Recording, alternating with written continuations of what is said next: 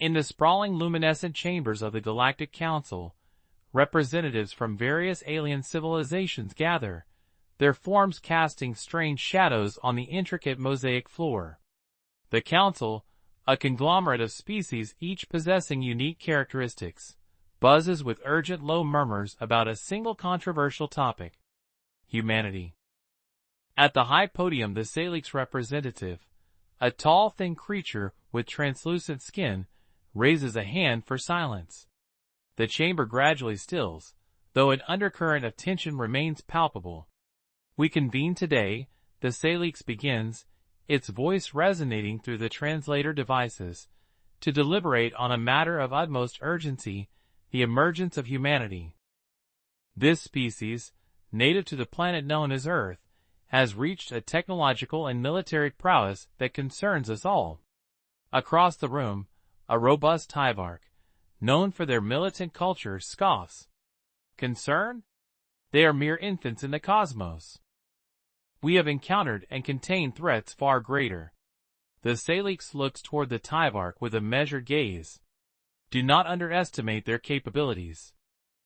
Our reconnaissance missions have reported that human warfare technology has evolved at an alarming rate.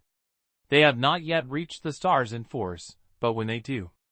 "Fear-mongering," interrupts a feathered aviolix from the other side of the room. "We've seen civilizations rise and fall. What makes these humans different?" Tom Hayes, a human observer granted special permission to attend this session, stands from his seat at the back.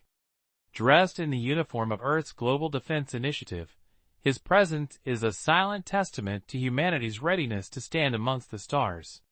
He walks forward, his steps echoing slightly, feeling every representative's eyes on him.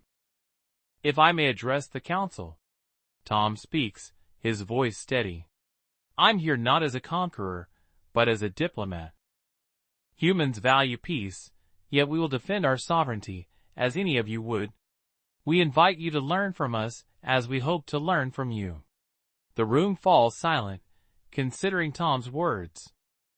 Then, from the technological powerhouse of the galaxy, the Zeltran delegate, a being composed of integrated circuits and light, pulses a soft blue. The Zeltran Consortium has studied Earth's digital archives extensively, the Zeltran says, flickering with streams of data. Humans are indeed fast learners, adaptive and most crucially, unpredictable. Their potential for both creation and destruction is vast. A grizzled old general from the Vraxian Empire, his scarred face evidence of many battles, leans forward, his voice gruff. "Then we are at a crossroads. Do we guide, control, or confront?" Tom looks from one face to another, understanding the gravity of his next words. "Think of us as allies, not adversaries. There is much more for us to gain together than alone." The Salix nods slowly, absorbing the tension in the room. This council proposes a period of observation and limited engagement. We must understand humanity better, discern their intentions and their dreams. As the delegates murmur in agreement or dissent, the council president, a wise old Almerian, concludes, "Let this be the first of many discussions. We will monitor, we will engage, and we will prepare. For better or worse, the humans are a part of our galactic future." The meeting adjourns with a mixture of apprehension and curiosity. Tom returns to his seat, knowing he has given them something crucial to ponder. Humanity might be younger in the galactic stage, but they are ready, willing, and able to take their place among the stars. In the bridge of the Dracian scout ship Harbinger, Commander Thalric stared at the holographic star map, his 4 eyes blinking in sequence, a sign of deep contemplation. The ship hummed quietly, nestled in the shadow of a small asteroid just outside the Sol system. "Zoom in on the third planet," Thalrix commanded. His second-in-command, Lieutenant Zerol, manipulated the controls, and Earth expanded in front of them, a blue and green jewel hanging in the vastness of space. "It's beautiful," Zerol murmured, his voice tinged with wonder. "Rich in resources, and the scans show diverse lifeforms. Thalrix nodded, his expression unreadable. An intelligent life. The humans. The Council has warned about their aggressive tendencies. We must tread carefully. Commander, if I may, Zerol began, hesitant. Why not initiate contact? If they are as intelligent as we believe, they might welcome peaceful exchange. Thalrix considered this. It's a risk, but maintaining a distance could be interpreted as surveillance or hostility. Prepare a diplomatic team, and give me Tom Hayes. Below on Earth, Tom Hayes was in his laboratory, overseeing the final tests on a new defensive satellite network. His communicator buzzed, and he frowned when he saw it was an encrypted signal from the directions. Mr. Hayes, this is Commander Thalrix of the Dracian scout ship Harbinger. We request a meeting to discuss potential peaceful relations between our people. Tom paused, the weight of the request settling on his shoulders. You understand the gravity of what you're asking? We do, Thalrix replied. We believe it to be in the best interest of both our civilizations. Give me your coordinates, I'll come to you. Tom's decision was met with mixed reactions from his team. Some were wary, others curious, but all understood the importance of this first contact. Hours later, Tom approached the designated meeting spot, a secluded area far from prying eyes. The Harbinger hovered silently above, its sleek metallic surface reflecting the moonlight. As Tom's shuttle docked, he was greeted by Thalrix and Zerol, both imposing figures in their ceremonial armor. They led him through corridors that hummed with alien technology to a room designed for diplomatic talks. Mr. Hayes, thank you for accepting our invitation, Thalrix began, his voice formal. We have observed your planet and your people from afar. Despite the Council's warnings, we believe that peace is possible. Tom sat, his gaze steady. Your observations must have shown you that while we are capable of war, we strive for peace. What exactly are you proposing? A mutual exchange, Zerol chimed in. Knowledge, technology, and a non-aggression pact. Tom considered their words. And what is your interest in Earth? Our resources, our strategic location? Knowledge, Mr. Hayes, Thalrix assured him. Your rapid advancements are intriguing. We hope to learn from each other. Tom nodded slowly, his mind racing with the implications. I will need to discuss this with my superiors, but I'm inclined to explore this path. As the meeting concluded, Tom felt the beginning of what could be a historic alliance or a catastrophic error. Only time would tell. But for now, the promise of peace hung in the air, as fragile and hopeful as the silent space surrounding them. The sun was just beginning to rise, casting a gentle orange glow over the sprawling military complex where Tom Hayes had spent the night in preparation. Today was the day that might change the course of human history. First contact with the directions in an official capacity. The chosen location was a remote military base, ostensibly for security, but also to demonstrate Earth's readiness to defend itself if necessary. Tom walked alongside General Carter, the appointed military liaison for the contact event, as they approached the landing area. The general, a seasoned officer with a reputation for his strategic mind, was unusually quiet. You think they'll go through with it? Tom asked, breaking the silence. They've come this far, Carter replied, his eyes fixed on the horizon where the Dracian ship was expected to appear. Let's just hope that all parties keep their composure. The whole world is watching. The Dracian ship, sleek and silver, broke through the early morning clouds, descending with an elegant, silent grace that belied its size. As it landed, a small crowd of military personnel, scientists, and diplomats gathered behind a secure perimeter, their eyes wide with a mix of fear, curiosity, and excitement. Tom felt a knot tighten in his stomach as the ship's ramp lowered with a hiss, revealing Commander Thalrix and his delegation. They were taller than any human, with a graceful, poised manner that made their armed escort seem almost clumsy by comparison. As Thalrix approached, Tom stepped forward, extending his hand, a gesture they had agreed upon as a symbol of peace. "Commander Thalrix, welcome to Earth," Tom said, managing to keep his voice steady. Thalrix took his hand, his grip firm. "Mr. Hayes, thank you for this reception. We come in peace and hope for a fruitful dialogue." The formal greetings took place under the watchful eyes of the world's media, broadcasting live to billions of viewers. After the initial ceremony, the groups moved to a secure conference room where the real discussions would begin. "Let's be clear," General Carter started, his tone more direct now that cameras were off. "We need assurances. Your presence here could be seen as a threat if intentions are not transparent." Thalrix nodded, his 4 eyes narrowing slightly in understanding. "We seek no conflict. Our primary interest is in cultural and technological exchange. We are explorers, not conquerors." Tom watched the exchange closely, aware of the multiple layers of subtext. He interjected, "And what about your technology? There is much we can learn from each other, but also potential for misuse. How do we manage that risk?" Zirol, who had been silent until now, spoke up. "We propose a controlled sharing environment. Each technology can be assessed and released based on joint decisions. This is new ground for all of us." The talks continued, with each side cautiously probing the other's intentions and capabilities. However, the tension spiked when an aide hurriedly entered the room, whispering urgently to General Carter. Carter's expression hardened as he turned to address the room. "We have an incident. One of your soldiers has been caught trying to breach a restricted area."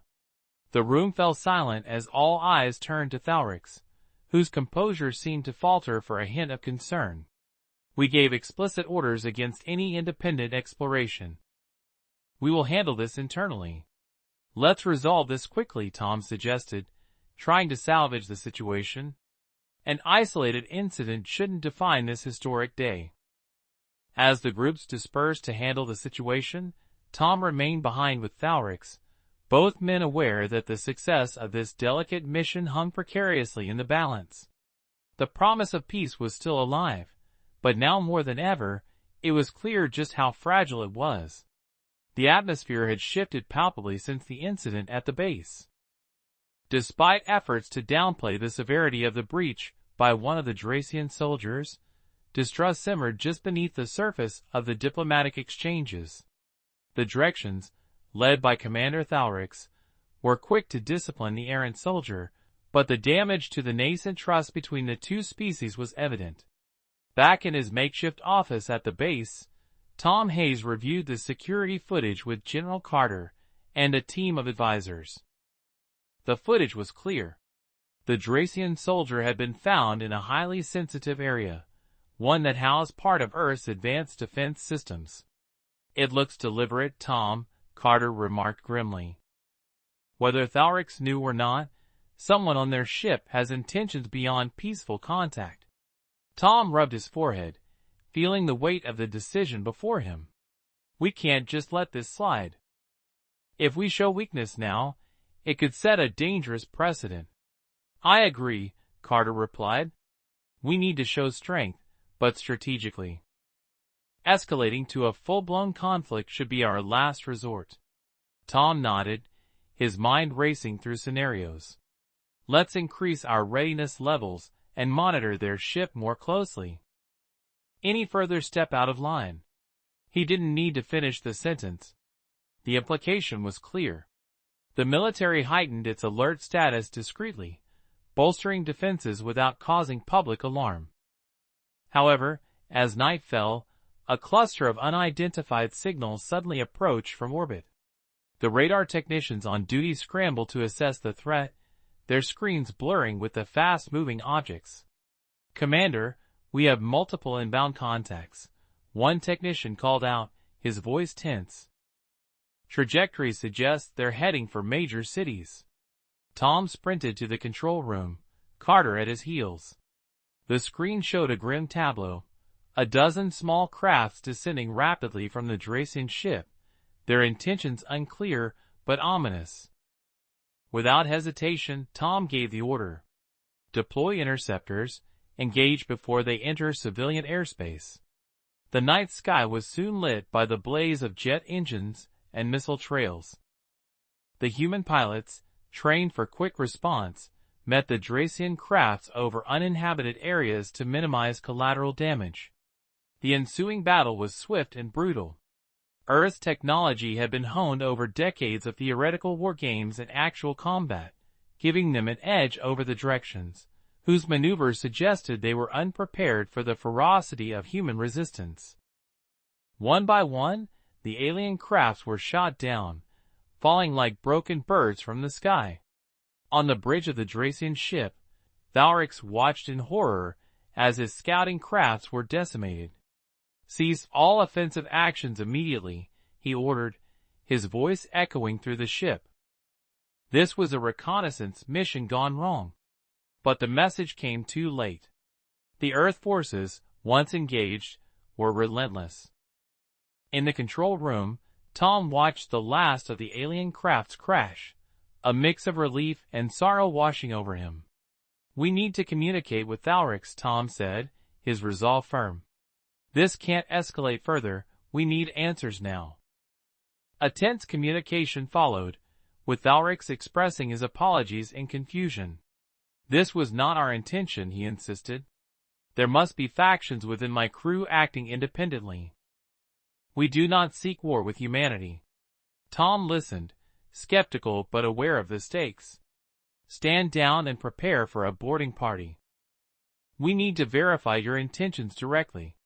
As the dust settled and dawn approached, Tom prepared to lead a team onto the Dracian ship, each step into the unknown driven by a desperate hope for peace, but backed by the undeniable readiness for war. The aftermath of the skirmish left a ripple of tension that spread far beyond Earth's atmosphere. As the dust settled, the incident between the Dracian scouts and Earth's defense forces was swiftly communicated back to the Galactic Council, causing a stir of urgent meetings and rapid exchanges across numerous civilizations. In the Grand Council chamber, now under the harsh glare of emergency lighting, representatives from various star systems convened in a hastily arranged session. The mood was somber, the previous underestimations of humanity's capabilities now painfully apparent. The Salix delegate, its skin shimmering nervously, addressed the assembly first. The aggression shown by humanity was not merely defensive, but overwhelmingly destructive. This encounter may well have set a precedent for how Earth intends to deal with extraterrestrial relations. Across the chamber, the Tybark representative, his voice gruff with concern, countered. "Or perhaps it is a sign that we must approach them with more caution and respect." We provoked a response. What did we expect? Amidst the debate, news of the skirmish and Earth's formidable display reached other civilizations, some of which had remained neutral or even skeptical of the Galactic Council's warnings about humanity. The Zeltran, beings of light and circuit, suggested a strategic reevaluation. Human technology, particularly in warfare, has proven highly advanced. A collective strategy began to form, not just for defense, but to establish a framework to contain what many now viewed as a potential threat to galactic peace. Meanwhile, back on Earth, Tom Hayes stood in the control room of the Dracian ship, surrounded by his team and a tense Dracian crew. Commander Thalrix, his stature imposing yet visibly shaken, communicated with his superiors via secure channel, his voice a mix of frustration and urgency. "I assure you the actions taken were unauthorized. We are handling the rogue elements within our ranks," Thalrix explained, trying to salvage the deteriorating situation. Tom, observing closely, spoke up. "Commander, our objective here isn't to escalate tensions, but to understand and prevent future incidents. We need transparency and cooperation." Thalrix nodded, his 4 eyes meeting Tom's gaze. Agreed. I propose a joint investigation into the incident, with open sharing of findings. It's the only way to maintain any semblance of peace between our species. Back at the Galactic Council, as plans for a defensive coalition crystallized, an urgent message from Earth interrupted the proceedings. Tom, standing solemnly beside Thalrix, addressed the assembly via live feed. Leaders of the Galactic Council, we on Earth are aware of the discussions taking place. Let it be known that our actions while defensive were not intended as a declaration of war. We acted in response to a perceived threat. We are committed to peace and willing to engage in dialogue to resolve this situation. The chamber fell into a tense silence as the implications of his words settled. Here was Earth, a newcomer to the galactic stage, displaying a blend of military strength and diplomatic outreach, challenging the preconceptions of many seasoned civilizations. As the session adjourned, the council members were left to ponder their next steps. The urgency to form a united front was clear, but so was the need for a diplomatic channel to Earth. The balance of power had shifted, and the galaxy watched, wary and watchful, as a new player emerged on the cosmic stage. The coalition of alien civilizations, now unified under a tentative alliance spurred by the Galactic Council, prepared for a decisive show of force. The strategy was clear. A demonstration of power to deter any further human aggression, and to secure Earth as a neutral zone without direct conflict. On Earth, as the threat of an impending alien invasion became evident, Tom Hayes found himself at the forefront of the defense initiative. Global forces were mobilized, and alliances that had once been tense due to terrestrial politics were now solidified by the common threat from the stars. In the command center, Tom reviewed the latest satellite imagery showing the coalition fleet amassing just beyond the moon. His team, a blend of military strategists and scientists, worked tirelessly to anticipate and counter the alien tactics. "Looks like they're forming a blockade," noted General Carter, pointing at the screen displaying a complex array of ships encircling Earth. "Their plan might be to isolate us, cut off any potential support from the space stations or our own satellites." Tom nodded, his eyes never leaving the screen. "We won't let it come to that.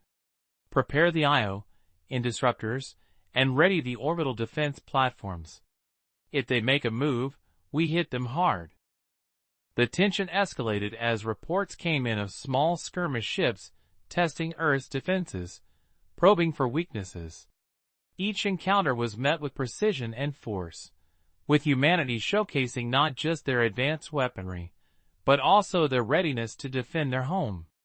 Suddenly, the main screen flickered, switching to a live broadcast from the Coalition command. A creature with a serene, almost translucent face appeared, its voice calm yet carrying an unmistakable threat. "People of Earth, we are the Galactic Unity. Surrender your arms, and submit to the Coalition's authority or face consequences. You have 2 hours to comply." Tom's response was immediate and resolute. "This is Tom Hayes of the Earth Defense. We will not surrender.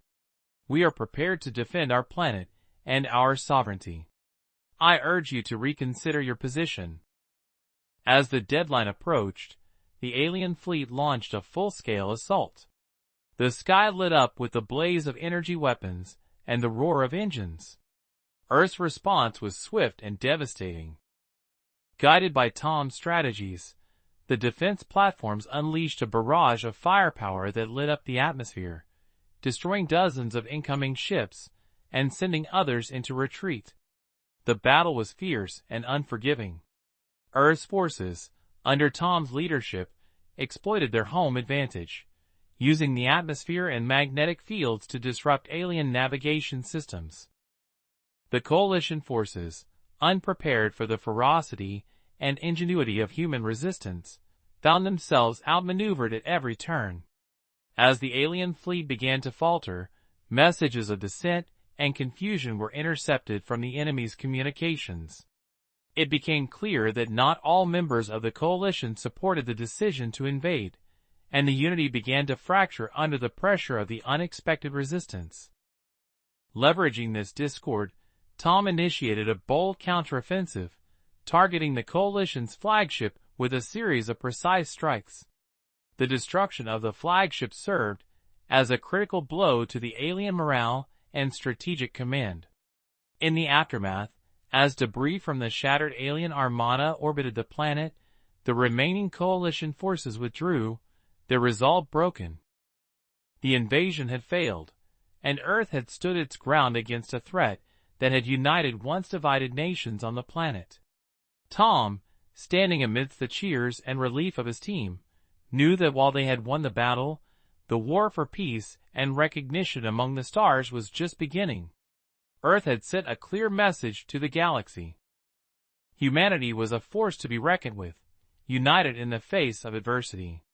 After the stunning defeat of the Galactic Unity's forces, Earth's atmosphere was charged with a mix of triumph and solemnity. The victory had been decisive, but the cost was evident in the debris fields that now orbited the planet and the scores of wounded and lost.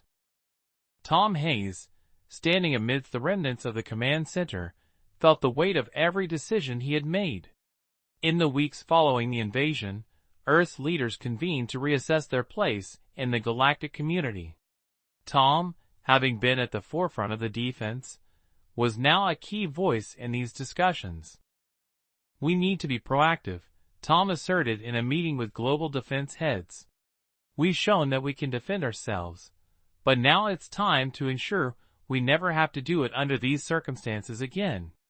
His proposal was bold: a series of deep space monitoring stations coupled with diplomatic missions aimed at rebuilding bridges with civilizations that had been part of the coalition. Not all were in favor of the invasion, Tom reminded them. There are potential allies out there. We need to find them.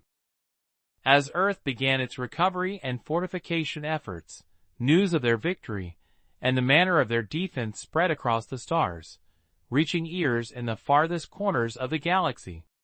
This shifted the galactic narrative. No longer was Earth seen merely as a rogue, warlike planet, but as a formidable power capable of both great defense and, potentially, valuable partnership.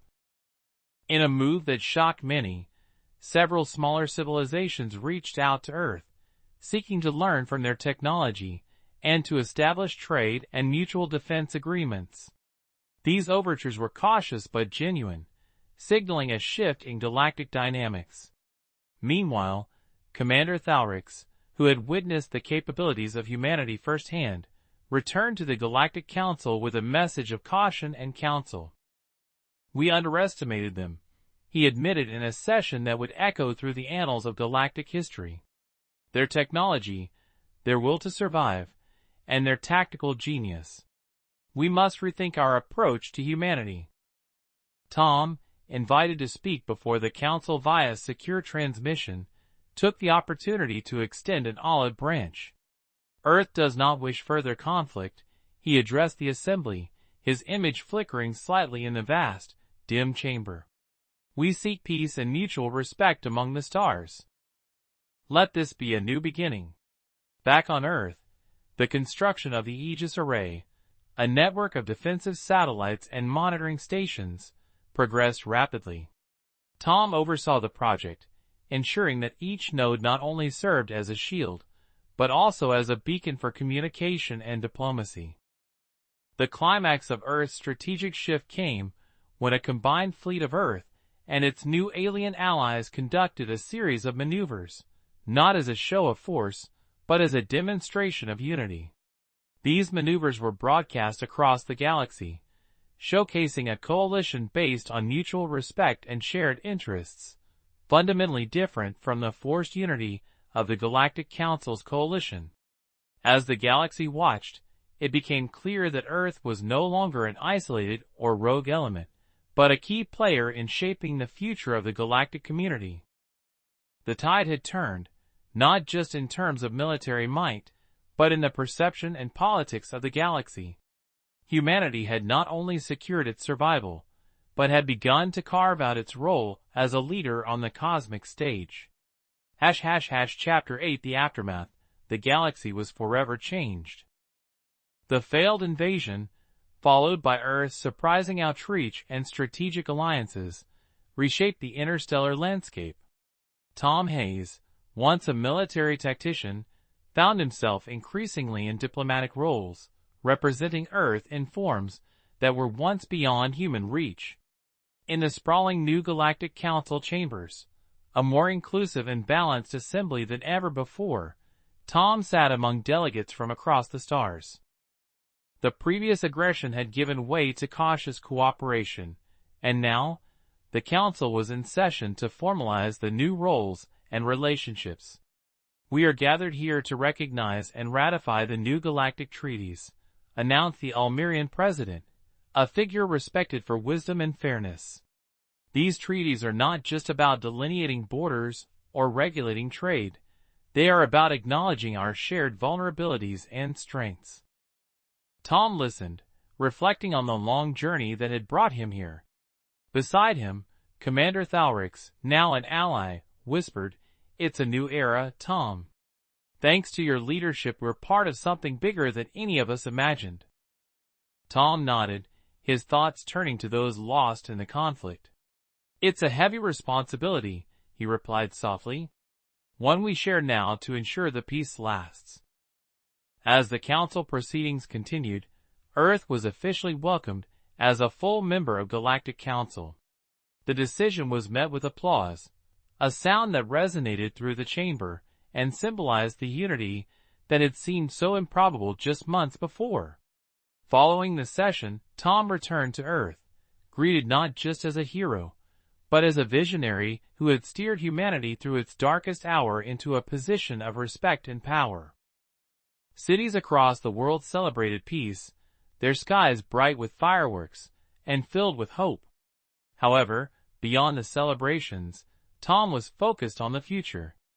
At the newly established Earth Space Command Center, he reviewed plans for joint exploration missions and collaborative scientific endeavors. "Our next challenge is to maintain this peace and build on it. We've got the tools and the allies. Let's make sure we use them wisely," he addressed his team. The legacy of the conflict and Earth's response was a testament to human tenacity and ingenuity. Educational programs and cultural exchanges flourished, with young humans and aliens learning side by side, sharing their worlds and dreams. Years later, Tom stood at a memorial dedicated to those who had fallen during the invasion. He watched as children, human and alien alike, played around the monument, their laughter a balm to the still aching memories of the past. Turning to leave, Tom felt a hand on his shoulder. It was Thalrix, who had come to pay respects.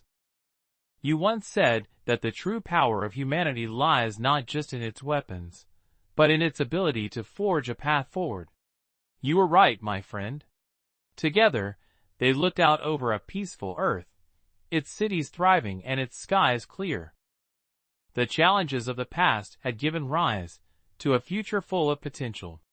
Humanity had not only secured its place in the galaxy, but had become a beacon of what could be achieved when different worlds stood together, united not by fear or power, but by mutual respect and shared goals. As the sun set, casting long shadows over the memorial, Tom felt a profound sense of responsibility and hope.